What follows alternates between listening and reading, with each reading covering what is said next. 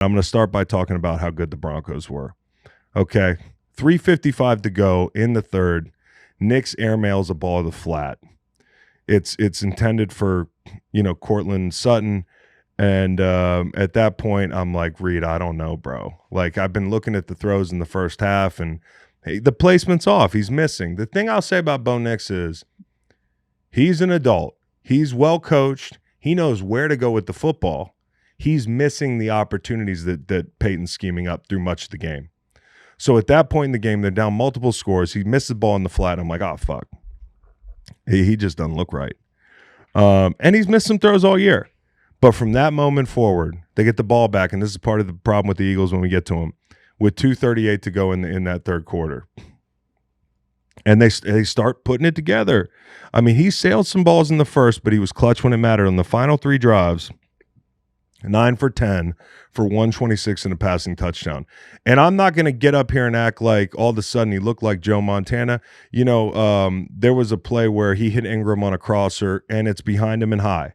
And Ingram makes a nice play on it. If he puts it out in front of him, it's probably 30 more yards. How about that dart? So we're nitpick. I'll nitpick a little bit here just to say, like, hey, it ain't perfect yet, which goes to show you how much room for growth he has. And the reason Sean loves him is because when it is time to go somewhere with the football, he goes there. So that's a good thing. And the final 3 drives were clutch. They were great. 126 yards of passing touchdown. They got on the edge late in the run game, which I thought was a big deal, right? Schemed on the edge, late motion, pre-snap, and playing the numbers game and out-leveraging the Eagles. So the run game was schemed up well. And this is huge. It's a huge win. The Broncos they've had to wear this "we don't beat good teams" rep, right? And rightfully so, because they haven't beaten a lot of good teams in their first year and a half in this Bo Nix experiment. But they beat a team that hadn't lost in 371 days when the quarterback, Jalen Hurts, finishes the game. That is a big deal at the link. I don't care how shitty the Eagles are playing right now. That was a big fucking deal. And so it's a signature win you can build off of. The Eagles, remember, they've beaten Stafford, they've beaten Prescott, they've beaten Mahomes, they've beaten Baker this year. They couldn't beat Bo Nix. Okay? And, if you're a Broncos fan, you probably feel like, hey, we're a leveraging penalty and a couple overthrows away from being 5-0. So you should be excited if you're a Broncos fan. And did the game surprise me? Not even a fucking bit. Okay? The guys that watched the game with me would tell you that. Okay? I don't like giving out I did it with the Bucks last week, and, people get mad at me, but like, I'm not in the habit, but 4.5 points was too fucking much in this game. That was free money, okay? That's too much for a pretty solid Denver team, the way Philly's been playing. And here are the best decisions that I thought really led to the win. Defensively, Vance Joseph going to zone more in the second half. We talked about the sim pressures that Todd Bowles used, right? In the second half of that game a week before. Vance, would he come back to it? I thought they played way too much man in the first half. That does Jalen Hurts and the Eagles a favor when you play that much man.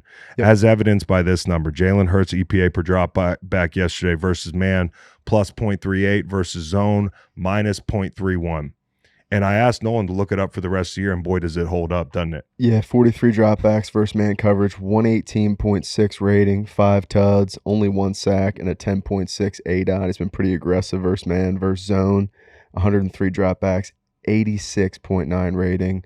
Only 1 TD. He's taken 9 sacks, and that ADOT drops to 6.7 yards. So as we go forward, when we get to talking about the Eagles, and it'll be a free-for-all in here in a second, I think that's a big theme.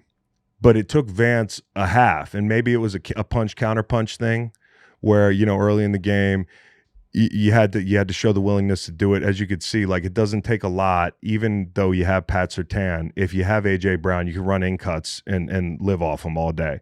And obviously the Riley Moss thing, who I think is a good player, but DeVonta Smith is a really fucking good number 2.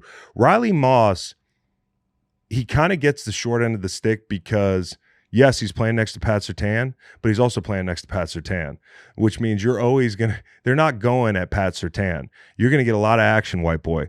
And, I made a joke last night. It was like, it felt like, I know they had end racism in the end zone for some time, but it felt kind of racist the way they were going at Riley Moss, dude.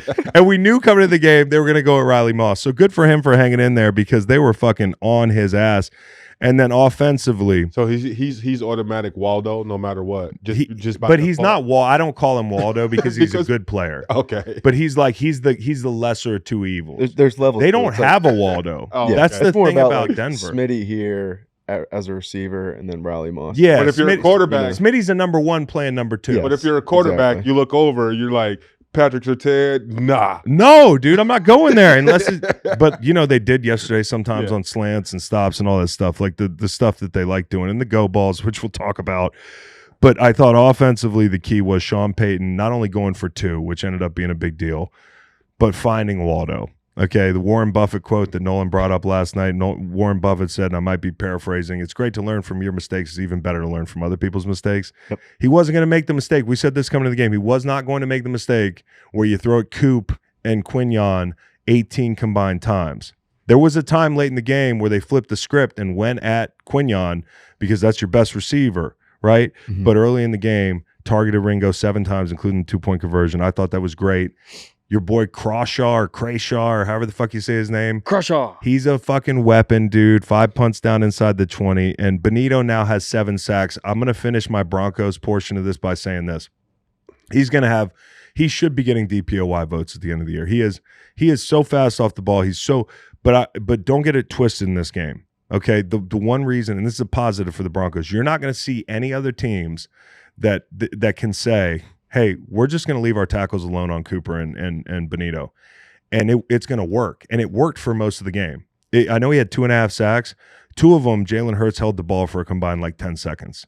Okay, which is, if I'm an offensive lineman, I'm starting to look behind me at Jalen and say, hey, man, fucking get the ball out. He ends up with 2.5 sacks. I just say this is impressive because I know you got great coverage, but usually people can't contend with your edge rushers. And they could, and you still found a way to win this game, which is great.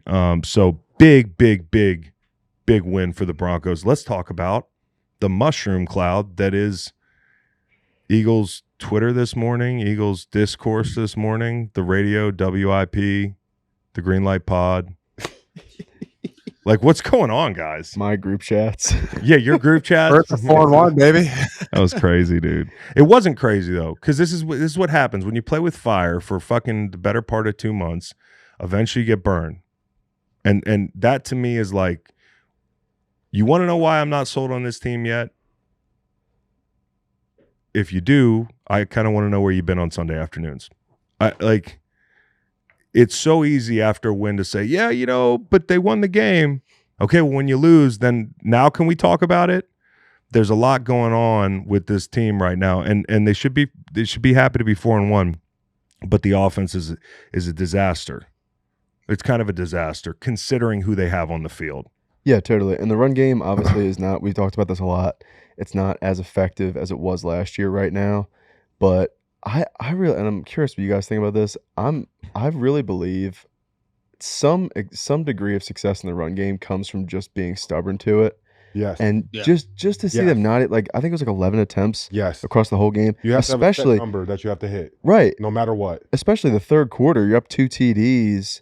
To get totally away from the run there, you're trying to protect the 17-3 lead. No, what you're trying to protect is your diva-ass wide receivers and all this extra noise in your ears about passing the rock. We should be passing the rock. And when you get ahead in the game, you're like, you know what? Maybe we should throw the ball to him, or we should do a little bit to keep these guys happy. Instead of just being like, no, just run the ball. Run the ball with Saquon and run the ball with your quarterback. That's what you guys are good at. That's how you guys score points. Everyone else, like, you just have to get on board. But be honest though, I think this is an easy talking point too, and I agree they got to run the ball because, and Bo knows this, everything comes off the run game for this team. Yeah. I know you think the quarterback's the main character. The main character has been the offensive line, and that's okay. His name is Jeff Stoutland. The main character, and there's 2 main characters outside, okay, and they're not happy right now.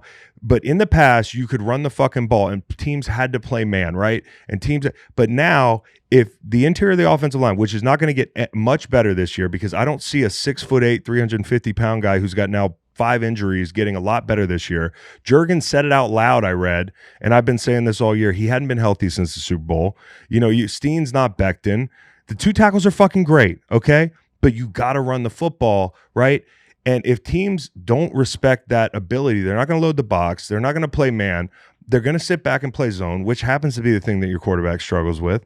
And it fucks the whole chain up, dude. Yep. And so 25 plays in the second half or whatever it was, one design run. The one thing I want to push back on is the RPO stuff to the flat was a good answer for them early. Yep. And that can just a be your run. run game. Yeah, that's a run. Right. You know, that can be your run game. Specifically for the man coverage. For the man coverage. Yep. For the man coverage. Totally. So to me, the problem, you could say, hey, it's play calling, and it is.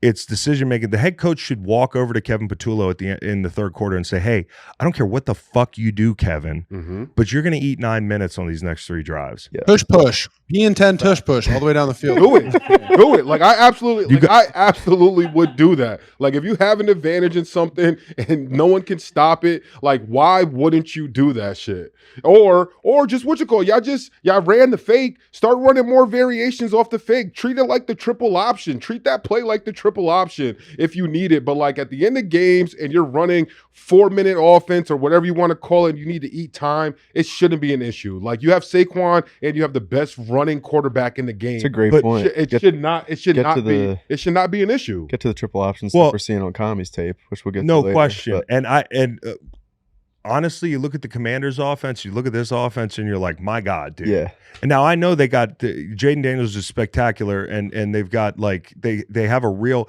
Listen, they've got a run game that really functions. It functions with the backup quarterback in there. They scheme things up. I know what they're doing. When I watch them, this guy Kevin's Patullo is calling plays, not calling a game, right? I'm watching the Commanders and they're calling a fucking game, dude. And so when I watch this offense, and people can get all mad and shit, but like it's gonna take a lot for this offense to look consistently better the rest of the year. That's the thing about the NFL. Like, and we have been conditioned as people who follow the Eagles to think like, hey, things can change throughout the year, and they can. Like, you know, last year you had some blow-ups that, you know, that spilled over into the media because BG told too much family business.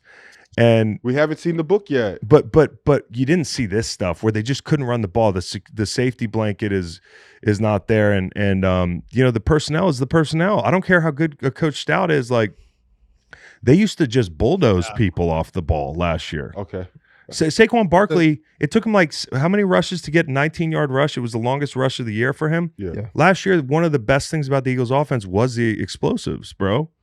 And explosives on the ground too. So, you know, This is going to sound crazy, Chris, but I actually think a short week, like the Eagles play on Thursday here against the Giants, I think it actually could really benefit the Eagles offense, because it's like, let's just get back to basics. Not going to install any crazy shit and just run the fucking ball. You know what I mean? That's kind of what I think.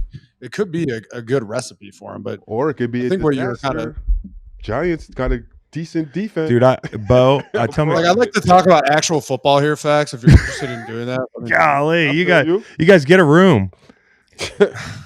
I don't remember what I was saying, but you were talking about the personnel a little bit, and that like the O-line has been banged up. Okay, Landon Dickerson has not been playing to the level of play that he's capable of at all, because he's been injured. We saw him leave that game with an ankle. He's been dealing with back issues, knee issues. Juergens hasn't been healthy. And then, like you said, the right guard, the interior of the Eagles offensive line historically has been a huge strength. And now we're kind of seeing how the run game suffers without that. But I think that if you kind of commit yourselves to it, you have such a talented running back and such good edge players. If you can get a little more creative on, you know, with some outside zone stuff and not have the bread and butter be the inside run game, which it has historically been, I think it'll really pay dividends, because then you can, you know, play action deep shots, keep those divas happy, facts. Yeah. You can hit up, everybody else. And you can also get Jalen on the move a little bit. The pocket's moving a little bit with those play actions. Get him outside the pocket where he's, you know, very comfortable. Bro, if you're winning I think games, that could hopefully in a short week. If you're winning games, you shouldn't care about keeping anyone happy. Everyone should be happy. No, I agree with you. I agree with you there. I agree with you there. But you know, the reality is NFL players, we're not always going to be happy unless, like, especially when a lot is expected of the player, he feels that pressure. You know, sometimes somebody will be like, and this is the point I was trying to make about AJ. Sometimes you know, like, you're looked at as selfish, but you're being selfish because you think a bunch of eyeballs are on you. Mm-hmm. And I have to produce like the number one. So I don't know what's going to happen. I will say about this Thursday, the minute the game ended last night, I bet the fuck out of the under. because I watched the Giants tape last night, and I think they'll be able to block him up in spots, and if they can, they're going to be able to throw the ball. Like, I don't think the secondaries, playing unreal. But those guys up front, who's blocking Dexter Lawrence? And that's the point I was. And you talk about the way they're wrecking the run game, exactly, dude. Like, all right, so I guess, and I saw a comment and we're gonna move on, but I saw a comment in here from somebody in the chat, and it was adjust your expectations, and that's what I've been saying for a fucking month and a half. But I had people pissed off at me about saying it. And now we're 5 weeks in, and if I were to tell you the team's going to be fine, you'd be pissed off at me too. So just realize not every year is when you win a Super Bowl, it just gets so easy to be like, hey, we're just going to be back there every year. And I'm not saying they can't go back, but it's fucking hard to defend a title, man. I don't understand what people don't understand about that. I lived it 2018. We're 4-6. Yeah. Now we ended up on the doorstep of the NFC Championship, and probably you could argue could have been there. We were good enough. And if we get in, we feel like we're good enough to play. This team is the same way. They're better than that 17 team or better than the 18 team. But it might take a while. And I don't know what it's going to take. The thing that concerns me is if the quarterback's not seeing it, and he throws the ball outside the numbers deep as well as anybody. Mm-hmm. I think what we saw last week in the second half was an aberration. But he can't overcome a bad offensive coordinator. He's not that type of guy. It is what it is. Let me ask you this one last yeah, question. Sure. How do you coach up the Hail Mary? And do you think A.J. Brown affected DeVonta Smith from catching that? I'm not going to do that. The one thing we should be talking about with A.J. is like the effort on the route and the unwillingness after the game to kind of be like, yeah, I kind of quit on that play. And I didn't really, like he's like, I didn't see the ball. So, it's a Hail Mary. I'll bite on that, facts. I understand kind of what you're getting at. And the bottom line is it's a fucking jump ball, man. You're playing 500 in the backyard and you're just everybody is trying to catch that ball. Like, you have no idea all this sea of bodies in front of you. You don't know if it's your teammate. You don't know if it's a DB. In my experience as a nose guard in the NFL, I've had a lot of time dealing with those jump balls, and it's chaos, man. You don't know who's coming down with that thing. Like, that shit was ironic though that the game ended and like everybody's pissed about like the receivers getting targets, and they both got targeted because they were like, they were in like a prom pose, like. And Jalen Hurts didn't Jalen Hurts throw the most passes? Like, didn't he throw like 40 passes this game? And Hurts ran after he threw the Hail Mary, started sprinting towards the goal line. It was hilarious. Like, it was kind of a good idea, honestly, because he could catch a tip. But like, I got no problem with Hurts, the leader or the guy, his mental toughness or even the tools. I just think like he needs a dynamic play caller, and they don't have that right now. And if you don't have that, you better have a run game, and they don't have that right now. So it's out of balance. Okay, we'll see if it gets fixed.